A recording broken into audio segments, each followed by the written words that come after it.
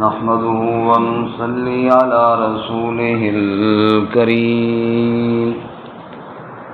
أما بعد فأعوذ بالله من الشيطان الرجيم بسم الله الرحمن الرحيم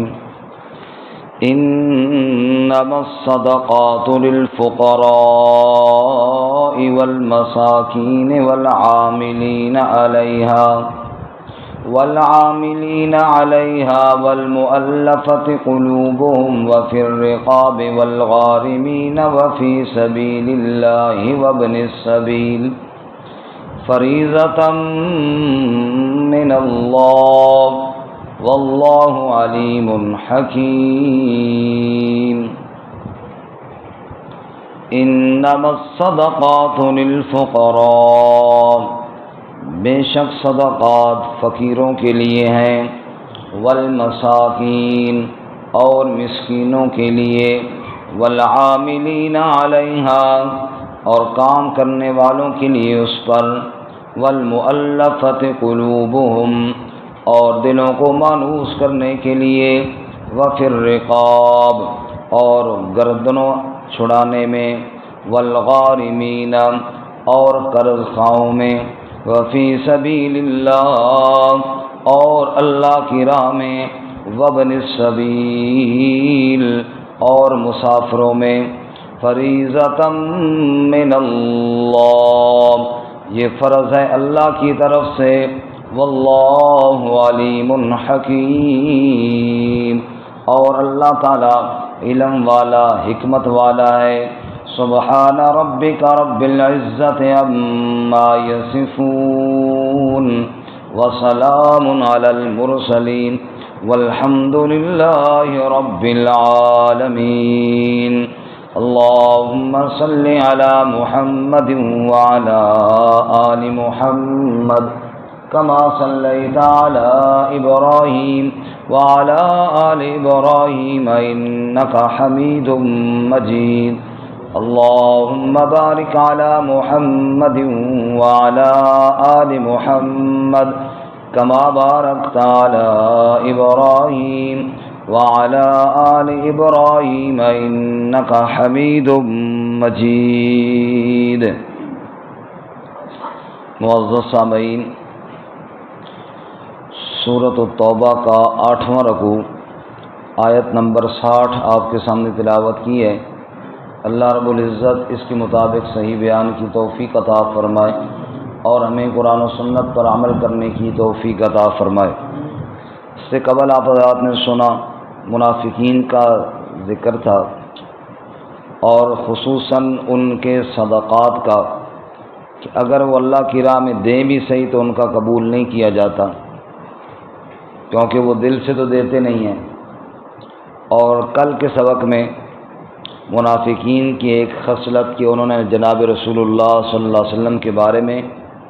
نعوذ باللہ ثم نعوذ باللہ معاذ اللہ یہ بکواس کی کہ آپ صلی اللہ علیہ وسلم انصاف نہیں کرتے صدقات میں، تو اس پر ان کی تردید فرمائی،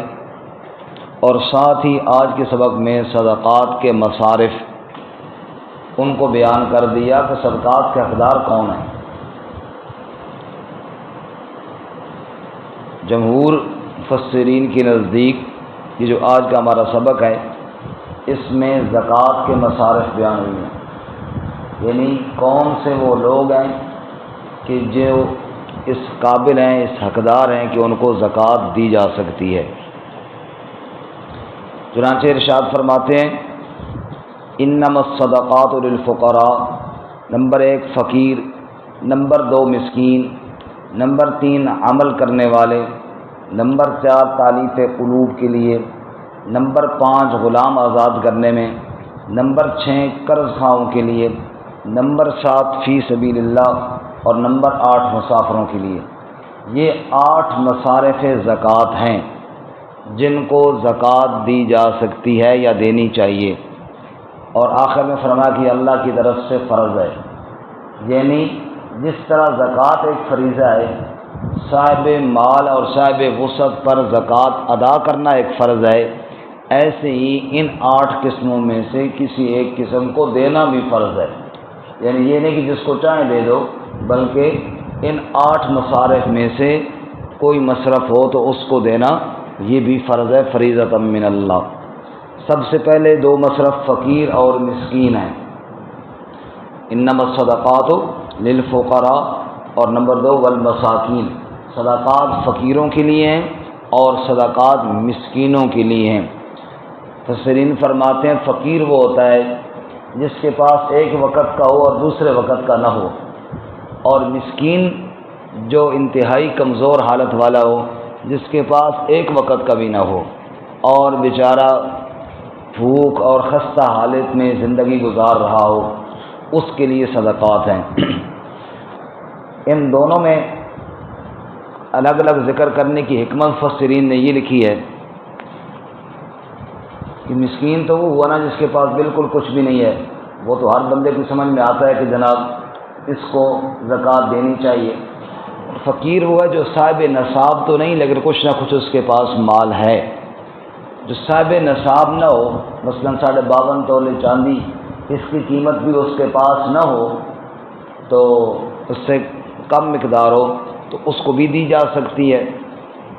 یہاں پر ہمارے یہاں بعض دفعہ یہ سمجھا جاتا ہے کہ فلاں بندہ جناب صحت مند ہے جی اس کو کیوں دیں، تو بیمار ہونا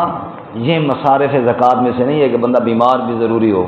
غریب بندہ ہو کہ آدمی صحت مند ہے، ہٹا کٹا ہے بیچارہ، لیکن حالت یہ ہے کہ اس کے پاس گھر کے اندر اس کے بچے ہیں 5-6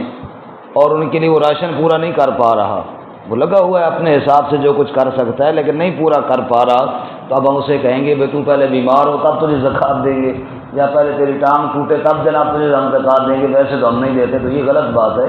ایک آدمی غریب ہے، اس کے پاس وہ صاحب نصاب نہیں ہے، فقیر ہے، مسکین ہے، چاہے وہ بظاہر صحت مند ہے، ٹھیک ٹھاک ہے، اس کو زکوٰۃ دی جا سکتی ہے۔ اس سے ایک بات اور مسئلہ بھی سمجھ میں آیا کہ بیوہ خاتون اس کو عموماً ہمارے ہاں زکوٰۃ دی جاتی ہے چاہے وہ مالدار بھی ہو، تو یہ بھی ٹھیک نہیں ہے کیونکہ یہاں پہ اللہ تعالیٰ نے بیوہ کا ذکر نہیں کیا، یہاں پہ فقیر اور مسکین کا ذکر کیا ہے۔ اب بیوہ فقیر مسکین ہے تو بالکل اس کو دینی چاہیے، حق بنتا ہے، اور اگر نہیں ہے تو پھر اس کو نہیں دینی چاہیے۔ بات سمجھ میں آ رہی ہے کہ نہیں؟ بولتے ہیں لگتا ہے سارے سو رہے ہیں سر، بڑا اہم مسئلہ ہے اور سو کر اگر گزر گیا نا پھر فائدہ نہیں ہے۔ سارے ساتھی جاگ رہے ہیں نا جی؟ ماشاء اللہ، اور راجہ صاحب جاگ رہے ہیں، ساری کائنات جاگ رہی ہے۔ تو فقیر اور مسکین جو ہیں یہ مصارف زکوٰۃ میں سے ہیں۔ معذور کا ذکر نہیں کیا، بیمار کا ذکر نہیں کیا، بیوہ کا ذکر نہیں کیا، کیونکہ معذور، بیمار اور بیوہ اگر وہ فقیر مسکین ہے تو پھر تو ان کو دی جائے، اور اگر فقیر مسکین نہیں ہے تو نہ دی جائے۔ مثال کے طور پر ایک آدمی معذور ہے، ویل چیئر پہ چل پھر نہیں سکتا لیکن ہے وہ لاکھوں کا مالک ہے، مال کے حساب سے ٹھیک ہے، اس کو ہم اس وجہ سے زکوٰۃ نہیں دے سکتے کہ یار یہ معذور ہے اب اس کو دے دیں، اگر وہ مالدار ہے اس کو نہیں دے سکتے۔ بیوہ عورت ہے، اس کے پاس زیورات ہیں، اس کے پاس مال ہے، میراث میں ملا ہے اور جناب وہ ٹھیک ٹھاک نظام اس کا چل رہا ہے، صرف اس وجہ سے کہ یہ بیوہ ہے زکوٰۃ نہیں دی جا سکتی، اور ایک آدمی کو صرف اس وجہ سے نظر انداز کرنا کہ ہٹا کٹا ہے، یہ بات بھی غلط ہے۔ صدقات کے زکوٰۃ کے مصارف میں فقیر اور مسکین ہیں۔ اسی طرح ہمارے یہاں یہ بھی کیا جاتا ہے کہ عموماً اس مصرف کی تحقیق صحیح نہیں کی جاتی اور یوں ہی زکوٰۃ دے دی جاتی ہے۔ ایک آدمی تعلق کی بنا پر دے دیتا ہے، جناب فلاں آدمی ہے اور جناب چلو اس کے ساتھ تھوڑا دعا سلام ہے اور اس کو دے دیا، جیسے عموماً بعض لوگ اپنے ملازمین کو دے دیتے ہیں، اس کا ذہن میں یہ ہوتا ہے چلو دینی تو ہے ہی ہے تو ان کو دے دیں گے، ہمارا کام کاج ویسے بھی کرتے ذرا خوشی سے اور کر لیں گے، ذرا اور خوشی سے کر لیں گے، چلو عید ہے ذرا اس کے ساتھ تعاون کر دو، زکوٰۃ ہی سے زکوٰۃ ہی ہو گئی، چلو ذرا وہ دینی تو ہے ہی، کسی کو دے دو اور کام خوشی سے کر لے گا۔ تو بھائی اگر وہ واقعتاً فقیر اور مسکین ہے پھر تو وہ حقدار ہے، اور اگر نہیں ہے تو وہ حقدار نہیں ہے۔ جیسے کہ زکوٰۃ دینا فرض ہے ایسے ہی حقدار کو دینا بھی کیا ہے، یہ بھی فرض ہے۔ تو انما الصدقات للفقراء والمساکین، صدقات فقراء کے لیے اور مساکین، دو مصرف۔ تیسرا مصرف والعاملین علیہا، عمل کرنے والے اس پر۔ یہ جو زکوٰۃ کی محکمہ ہے اور اس میں جو لوگ عمل کرتے ہیں،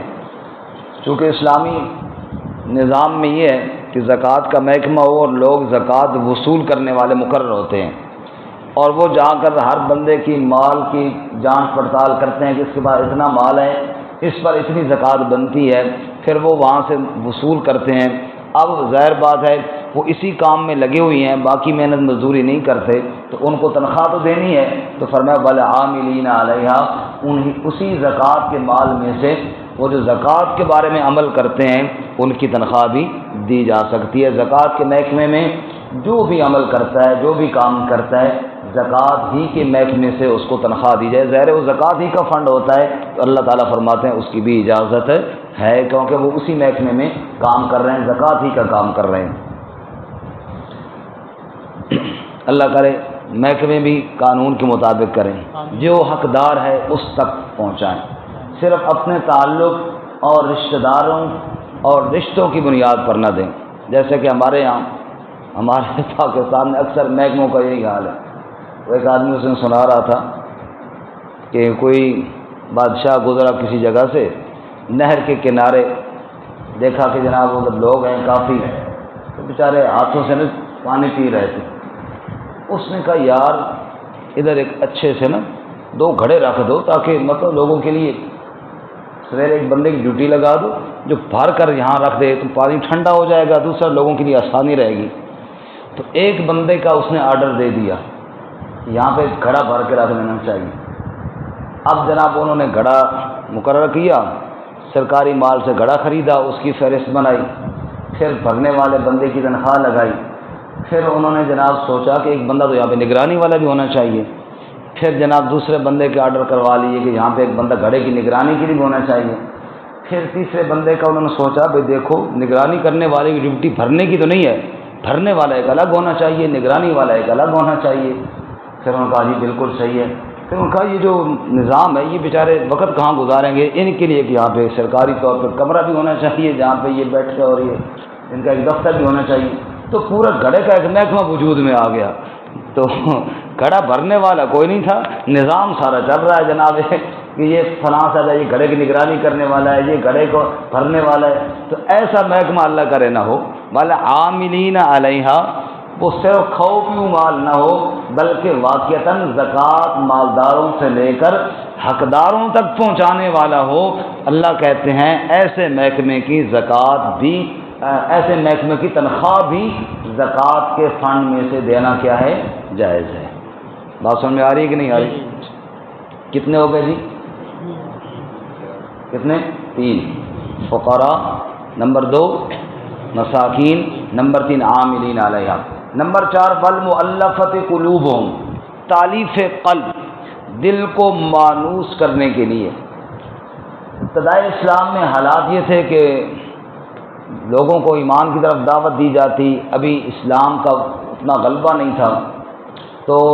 زکوٰۃ کے مال میں سے اگر ہے، اور آپ دیکھتے ہیں کہ کوئی ایسا آدمی ہے کسی علاقے میں کہ جس کو فتنہ اور شر کا ڈر ہے، مسلمانوں کی مخالفت کا ڈر ہے، تو اس کو کوئی ایسے طریقے سے جو بھی مناسب ہو مال پیسہ دیا جائے، تاکہ اسلام کی جو دشمنی ہے یا اسلام کے خلاف جو تلوار اٹھاتا ہے یا اس مسلمانوں کے خلاف جو کچھ کر رہا ہے، تو اس کی وہ پوزیشن کم کر دی جائے، تاکہ اس کے دلوں میں مسلمانوں کی قدر آ جائے۔ تو تالیف قلب، اس کے دل کو مانوس کرنے کے لیے اس میں سے کوئی دیے جائے تو یہ بھی جائز ہے۔ امام ابو حنیفہ رحمۃ اللہ علیہ، ان کا فتویٰ یہ ہے اس بارے میں کہ یہ ابتدائی اسلام میں تھا، اب نہیں ہے۔ اس پر وہ دلیل یہ دیتے ہیں کہ حضرت ابو بکر صدیق رضی اللہ تعالیٰ عنہ کے دور میں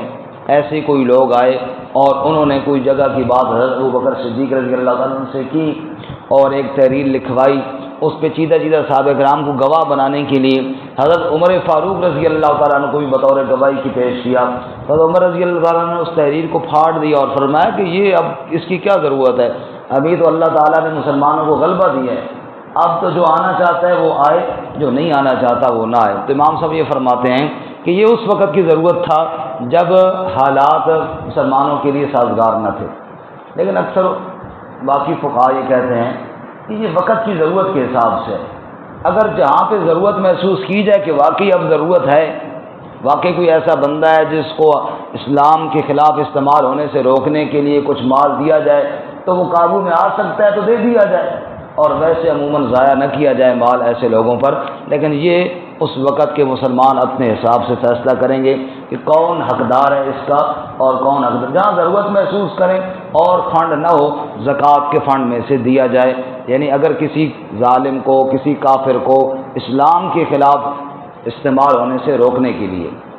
اس کے دل کو اسلام اور مسلمانوں کے لیے نرم کرنے کے لیے زکوٰۃ دی جائے تو دی جا سکتی ہے۔ آگے جناب 5واں جی وفر رقاب، گردنیں چھڑانے میں، یعنی غلام آزاد کرنے میں۔ غلام آزاد کرنے کے دو طریقے تھے۔ ایک طریقہ تو یہ تھا کہ بعض وہ غلام تھے جن کو ان کے مالک نے تحریر لکھ کر مکاتب بنا لیا، مالک نے ان سے کہہ دیا کہ تم اتنے پیسے مجھے دے دو تو تم آزاد ہو۔ اب وہ آدمی محنت مزدوری کر رہا ہے، وہ غلام، کہ میں مالک کو اتنے پیسے دے دوں تاکہ میں آزاد ہو جاؤں۔ اس سلسلے میں اس کے ساتھ تعاون کرنا، وہ لوگوں سے کہہ بھی دیتا ہے کہ یار میں نے اتنے پیسے پورے کرنے ہیں، اتنے میں کر چکا ہوں، اتنے میں رہتے ہیں، اب زکوٰۃ کے پیسے ہو تو ان کو آپ دے سکتے ہیں تاکہ ایک آدمی آزاد ہو جائے، تو اس میں جائز ہے۔ والغارمین، غارمی وہ شخص ہے جو قرضے کے بوجھ کے نیچے دبا ہوا ہے، جو قرضے کے بوجھ کے نیچے دبا ہوا ہے، حالات بیچارے کے نہیں ہیں، ٹھیک ہے کمائی بھی کر رہا ہے،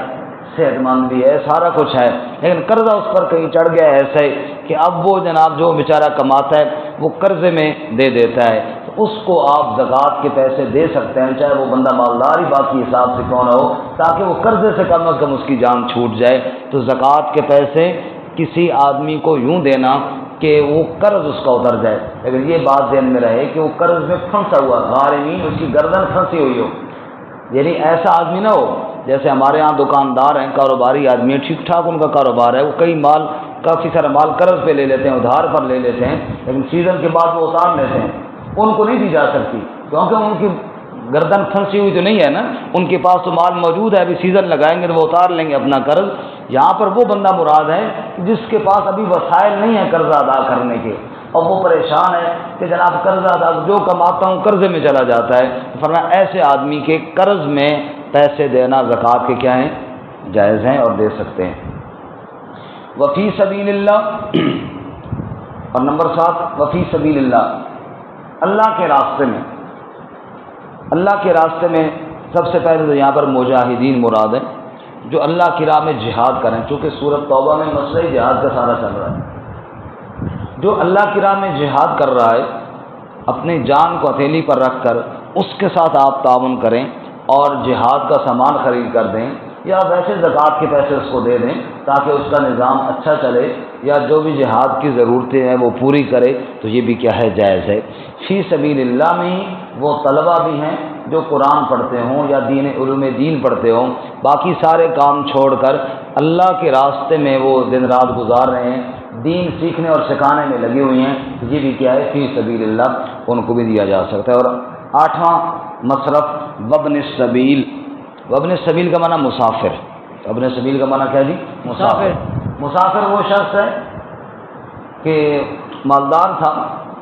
لیکن سفر میں گیا، اچانک اس کی حالات ایسے ہو گئے کہ جناب اس کا اپنے علاقے میں تو مال پیسہ ضرور ہے، یہاں پر وہ کسی مجبوری میں آ گیا اور یہاں پر اس کو اب ضرورت پیش آ گئی، تو اس کو آپ دے سکتے ہیں، چونکہ آج کل کے دور میں اکثر وسائل ایسے ہیں کہ بندہ اپنے علاقے سے منگوایا جا سکتا ہے، جیسے ایزی پیسہ ہو وغیرہ، ان طریقوں سے۔ اور اگر کوئی شخص ایسی سفر میں ہے کہ جہاں پر یہ سہولت میسر نہیں ہے، اس کو زکوٰۃ بالکل اب بھی دی جا سکتی ہے، چاہے وہ اپنے علاقے میں مالدار کیوں نہ ہو، وابن السبیل، کیونکہ سفر میں ایسے کئی صورتیں ہیں، ایسے کئی واقعات، ایسے کئی حالات پیش آ جاتے ہیں کہ پتہ نہیں چلتا کہ جتنا بھی بندہ مالدار کیوں نہ ہو وہ کنگال ہو جاتا ہے وقتی طور پر، تو اس وقت اس کو دی جا سکتی ہے۔ تو یہ 8 مصرف ہیں جی زکوٰۃ کے۔ کتنے مصارف ہیں جی؟ 8 مصرف سے مراد یعنی جس پہ زکوٰۃ خرچ کی جا سکتی ہے۔ ایک دفعہ پھر دہراتے ہیں، نمبر 1 فقیر، نمبر 2 مسکین، نمبر 3 اس محکمے میں کام کرنے والے، نمبر 4 جن کے دلوں کو مانوس کرنے کے لیے دیا جاتا ہے، نمبر 5 غلاموں کی گردنیں چھڑانے میں، اور نمبر 6